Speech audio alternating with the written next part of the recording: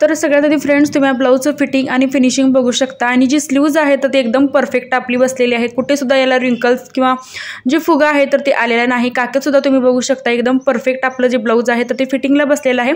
तर जसं की बॅकचा सुद्धा तुम्ही इथं मुंडा बघू शकता। तर बऱ्याच जणांना बॅक साईडला सुद्धा इथं फुगा वगैरे येत असतो। तर या ब्लाऊजचा फिटिंगचा व्हिडिओ मी माझ्या चॅनलवरती अपलोड केला होता। तर त्यावरती मला तुमच्या इतक्या कमेंट आलेल्या आहेत की याचं जे कटिंग आहे तर ते तुम्ही आमच्यासोबत शेअर करा। तर या ब्लाऊजचं एकदम स्टेप बाय स्टेप 40 साइज 4 टक्सचं ब्लाऊज जे आहे आपण या व्हिडिओमध्ये आज बघणार आहोत पेपर कटिंग। प्लस तुम्हाला काकेमध्ये जर फुगा वगैरे येत असेल तर ती सुद्धा मी या व्हिडिओमध्ये तुम्हाला ट्रिक सांगणार आहे। तो व्हिडिओ शेवटपर्यंत बघा। आता आपल्याला 40 साइजसाठी कोणती इथं मेजरमेंट लागतं तर ती इथं आपण घेतलेलं आहे। तर जसं की इथं छाती आपण 10 + 2 इंच घेतलेली आहे। तर 40चा चौथा भाग आपण इथे घेतलेला आहे। कमर 8.5 इंच मी घेतलेली आहे। शोल्डर मी 40 साइजला शोल्डर 6 इंच घेतलेला आहे। मुंडा मी 6.5 इंच घेतलेला आहे। क्रॉस पट्टी जी आहे 2.5 आणि 2 इंच घेतलेली आहे। पूर्ण उंची मी 14 + 1 इंच घेतलेली आहे। पुढील गळा 6, मागील गळा 10 आणि गळा रुंदी जी आहे मी 2.25 इंच घेतलेली आहे। पण तुम्हाला जर शोल्डरची पट्टी कमी हवी असेल तर तुम्ही गळा रुंदी जी आहे 2.5 इंच सुद्धा ठेवू शकता आणि पूर्ण उंचीमध्ये सुद्धा तुम्ही तुमच्या हाईटनुसार कमी जास्त करू शकता। तर आता सगळ्यात आधी टाकणार आहोत आपल्या पूर्ण उंचीचं माप। तर आता आपली पूर्ण उंची आहे 14 + 1 इंच। तर आता आपण इथं 15 इंचावरती आपली पूर्ण उंची जी आहे तर ती इथं मार्किंग करून घ्यायची आहे सगळ्यात आधी पेपरवरती। तर 40 साइजला 6 शोल्डर जे आहे एकदम परफेक्ट बसतं। तर काही जणांना हा पण प्रॉब्लेम होतो, जर आपल्याकडे साईज मोठी आली शिवायला तर त्यांना ते लवकर लक्षात येत नाही की आपण आता ह्या साईजला किती शोल्डर टाकायचं किंवा किती मुंडा टाकायचा। तर बघा आता आपण इथे 40 साइज कटिंग करत आहोत। तर आपण 40 साइजला इथं 6 शोल्डर घेतलेला आहे आणि त्याच्यानंतर आपला जो मुंडा आहे तर तो आपण 6.5 घेणार आहोत। कारण जेवढा आपण शोल्डर घेतो तर त्याच्या फक्त अर्धा इंच जो आहे आपण इथे एक्स्ट्रा जो आहे मुंडा इथे घ्यायचा आहे। तर मी शोल्डर 6 घेतलं होतं। त्याच्यानंतर आपला जो मुंडा आहे आपण 6.5 इंचावरती तसा घ्यायचा आहे।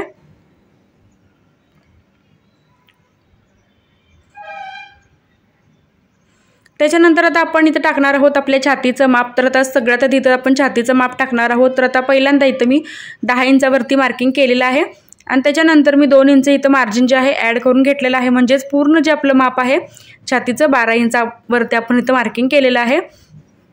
आता आपण इथं टाकणार आहोत आपल्या कमरेचं माप। तर आपली कमर जी आहे इथं 8.5 + 2 इंच तर 10.5 इंचावरती आपण इथं कमरेचं जे मार्किंग आहे तर ते टाकायचं आहे।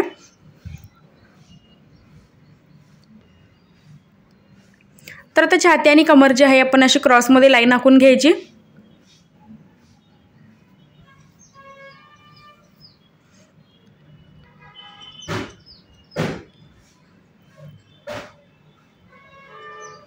तर छाती आपण 10.5 घेतली, आपली जी कमर आपण 10.5 घेतली, छाती 12 इंच घेतली। आता त्याच्यानंतर आपण इथं देणार आहोत आपल्या फ्रंट मुंड्याला शेप। तर फ्रंट मुंड्याचा जो शेप आहे सगळ्यात आधी आपण इथं 1 इंचावरती मार्किंग केलेला आहे आणि त्याच्यानंतर आपण बॅकचा जो शेप आहे बॅक मुंड्याचा जो शेप आहे तर तो आपण देणार आहोत 1.5 इंचावरती। तर परत एकदा मी तुम्हाला सांगते की फ्रंट मुंड्याचा शेप आपण 1 इंचावरती मार्किंग करायचा आणि आपला जो बॅकचा मुंडा आहे तर आपण तो करायचा आहे 1.5 इंचावरती मार्किंग।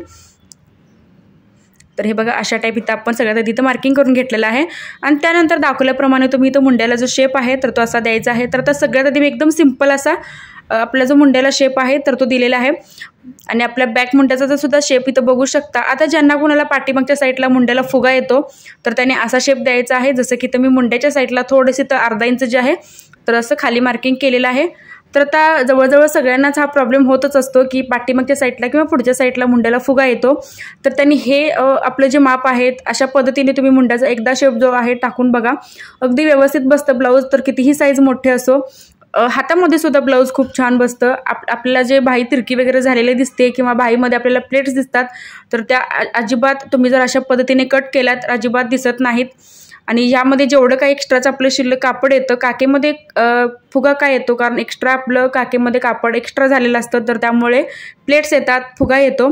तर ते जे कापड आहे आपण असं कट केलं तर एकदम परफेक्ट आपली स्लीवसुद्धा बसते आणि फिटिंगसुद्धा आपलं एकदम आपलं जे ब्लाऊजचं आहे तर ते एकदम छान येतं।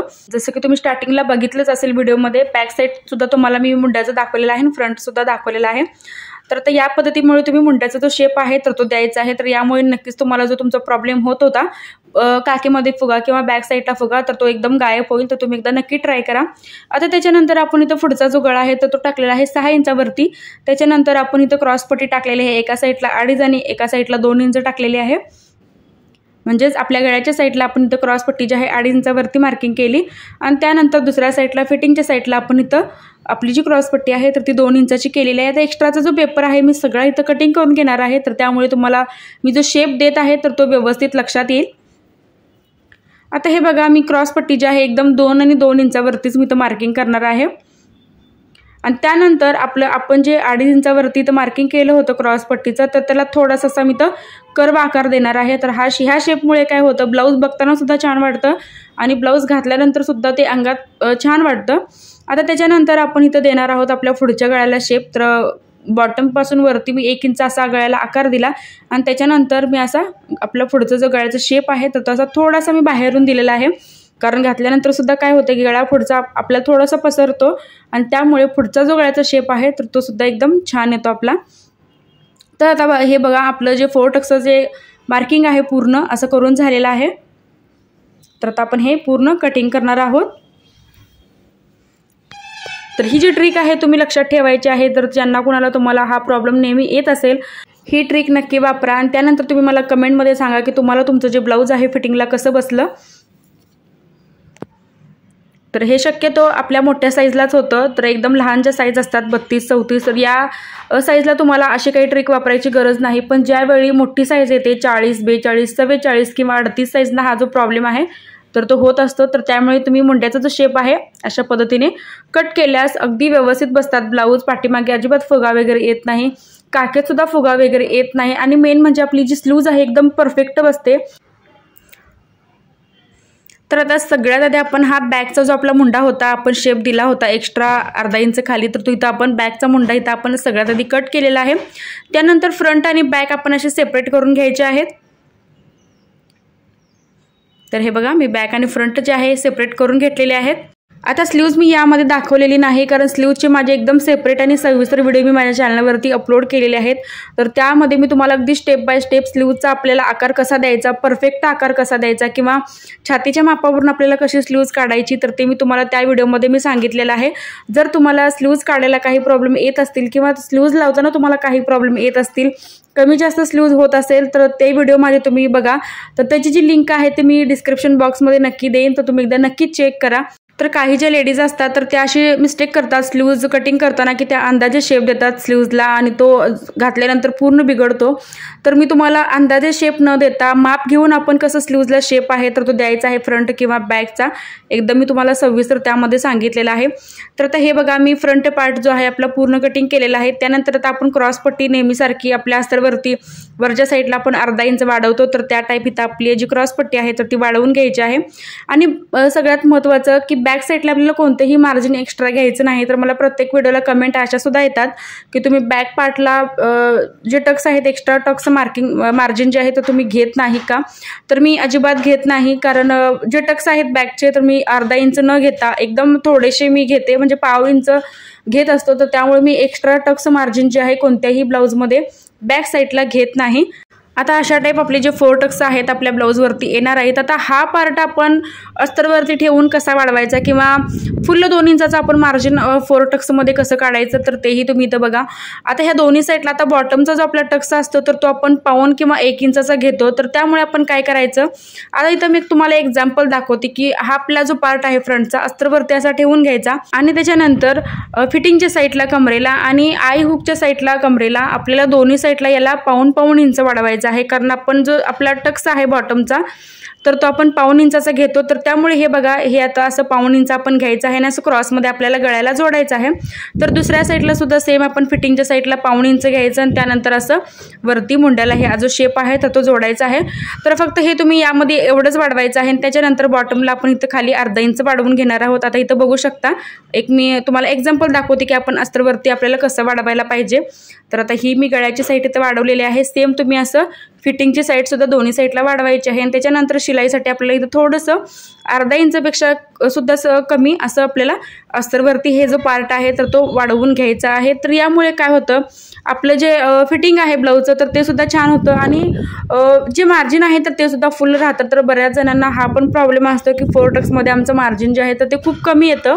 तर ज्यावेळी तुम्ही अस्तरवरती हे पार्ट जे आहेत कटिंग करत असाल तर त्यावेळी फ्रंटला दोन्ही साईडला जसं इथं मी सांगितलेलं आहे की पाऊण इंच दोन्ही साईडला वाढवायचं, खाली बॉटमला इथं आपण अर्धा इंच वाढवायचं, तर त्या टाईप तुम्ही अस्तरवरती हे कटिंग करायचं आहे। आणि नेहमीप्रमाणे आपण जशी कटोरीला क्रॉसपट्टी वाढवतो तशा टाईप इथं आपण क्रॉसपट्टी वाढवून घ्यायची आहे। आता इथं आपण काढणार आहोत आपल्या बॅक साईडचा गळा। तर बॅक साईडचा जो आपला गळा आहे तर तो आपण इथं देणार आहोत 10 इंचावरती। त्याच्यानंतर इथं आता आपल्याला जसा आपल्याला गळ्याचा आकार हवा आहे तितका तुम्ही हा आकार जो आहे ठेवू शकता। तर याच्यापेक्षा सुद्धा तुम्हाला जर डीप गळा ठेवायचा असेल तरी ठेवू शकता किंवा कमी सुद्धा ठेवू शकता, पण शक्यतो जर तुमचं माप मोठं असेल, हेवी असेल तर तुम्ही जास्त डीप गळ्याचे ब्लाऊज घाला तर तुम्हाला व्यवस्थित बसतात। जर तुम्ही आखूड गळ्याचे जर पाठीमागच्या साईडला जर तुम्ही आखूड ब्लाऊज घातला तर तुम्हाला कुठेतरी इथं छातीमध्ये टाईट होऊ शकतं। तर फ्रेंड्स, तुम्हाला माझा आजचा व्हिडिओ कसा वाटला हे कमेंटमध्ये नक्कीच सांगा। तर मी तुम्हाला समजून सांगायचा प्रयत्न केलेला आहे, पण तरी सुद्धा तुम्हाला काही या व्हिडिओमध्ये डाऊट वाटत असेल तर तेही तुम्ही मला कमेंट करू शकता। चॅनलवरती जर तुम्ही माझ्या नवीनच असाल तर सबस्क्राईब नक्की करा, सोबत बेल आयकॉनलाही क्लिक करा जेणेकरून जो व्हिडिओ मी अपलोड करेल त्याची जी नोटिफिकेशन आहे सगळं तिथे तुमच्याकडे येईल। आता या व्हिडिओमध्ये मी तुम्हाला काही महत्त्वाच्या अशा टिप्स सुद्धा सांगितलेल्या आहेत, तर त्या आपल्याला माहिती असतात किंवा नसतात सुद्धा, तर त्या तुम्ही नक्की एकदा फॉलो करा आणि त्याच्यानंतर मला कमेंट करून सांगा की तुम्हाला तुमचं जे ब्लाऊज आहे तर ते कसं बसलं। आणि व्हिडिओ शेवटपर्यंत बघितल्याबद्दल धन्यवाद।